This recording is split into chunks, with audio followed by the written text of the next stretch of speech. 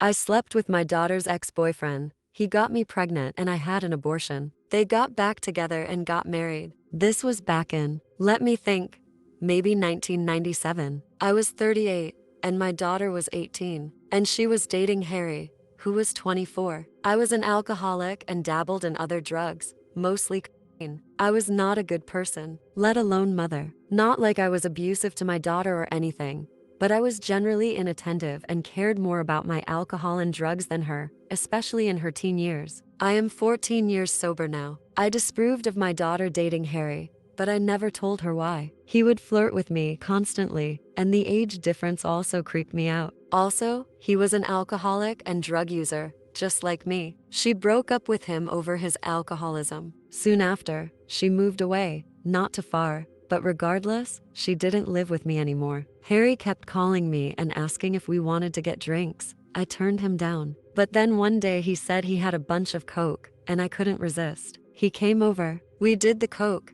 and we ended up having sex. He was a very good-looking guy. He looked a lot like that ridiculous 80 Seconds Justin Bieber picture that was on the front page today. That is actually what made me think about him. For the next few months, maybe like 3-4 months, he would sometimes come over and we would have sex and do drugs and get drunk together. Any drug addict knows what that is like, to have a drug addict buddy in that way. Then I got pregnant. I knew it was by him. I had sex without a condom a few times, stupidly. I never told him I was pregnant, and I went and got the abortion and kept it a secret. Anyways, I stopped seeing him after that. It was too weird. I also got sober for like 4 months before relapsing. Fast forward to years and my daughter contacts me and tells me that she got back with Harry and that he is fully sober. I was mortified, honestly. He was gonna tell her that we slept together, and she is going to hate me for life. They came over one day and said hi. And when my daughter was gone,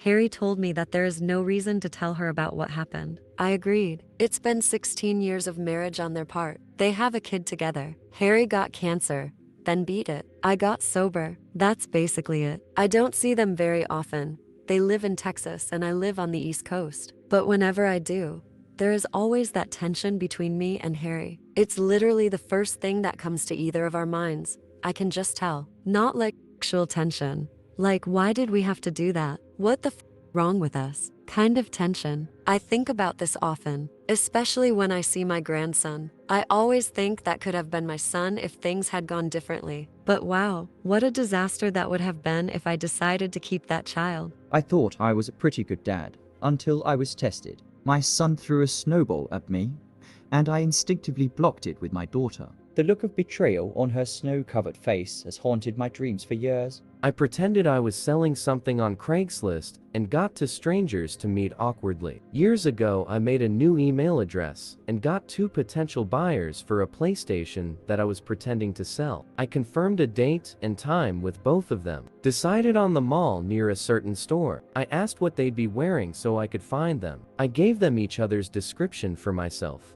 and then went and hung out. One walked up to the other. You could tell there was an immediate confusion. They started arguing over who had what. You could see them get pissed once they realized what happened and wasted their time. They both stormed off on their phones. Sure enough, I got angry emails from both of them. Lol. I feel kind of bad about it, but it was a funny interaction to witness. Our first daughter was raped at 14. And we raised the baby as our own child. Our first daughter committed suicide, and we carried on raising the baby. My grandchild thinks we're her parents, and I can't bring myself to tell her the truth, even now. This is a lengthy confession. Our first daughter was raped when she was 14. It destroyed her childhood and flipped our lives upside down. You always assume if you bring your child up right and take care of them, nothing bad will happen. But something bad just happened anyway. And there was nothing we could do afterwards to make what happened right. The man who did it got sent to jail, eventually. But our daughter was never the same again. Counseling never brought her smile back. Nothing seemed to work.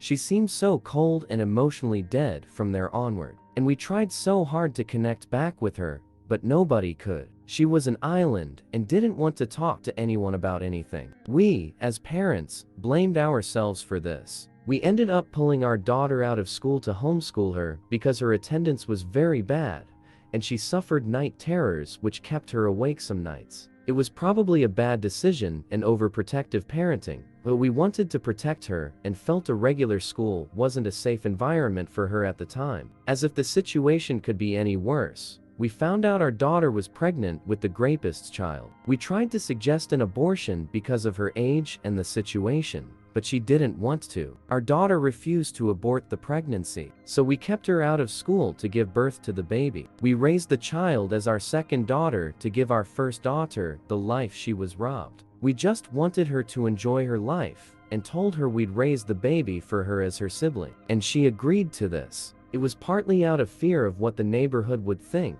and partly out of wanting our daughter to continue having a normal teenage life. It wasn't ideal, but things worked for a time, and our daughter got to see her daughter whenever she wanted, which was better than giving the baby up to adoption. Things didn't last this way for long, though, as our daughter's mental health started to deteriorate. When our first daughter started to become heavily suicidal, there was nothing we could do because every time we tried to get closer to her, she'd push us away worse than before. She was hospitalized several times for suicide attempts until she succeeded in committing suicide. This destroyed us. At first, we hated the baby and blamed it. We blamed it for the death of our daughter and were in denial it was our fault. Eventually, though, we realized we were to blame, not the child who was brought into the world by no fault of their own. We'd focused for so long on the fact it was half of the rapist's child that we'd overlooked the fact it was also half of our daughter. It took a lot of time to come to this conclusion, but we'd always looked after the baby out of respect to our daughter. The thought of giving it up to adoption went through my mind several times, but I knew my daughter didn't want this, and so did my wife. We gave our daughter, the best life we could. We bought her anything she could ever want, took her to concerts and on holidays. We even sent her to a private school with hopes that she will become successful in life and live the life our daughter never got to live.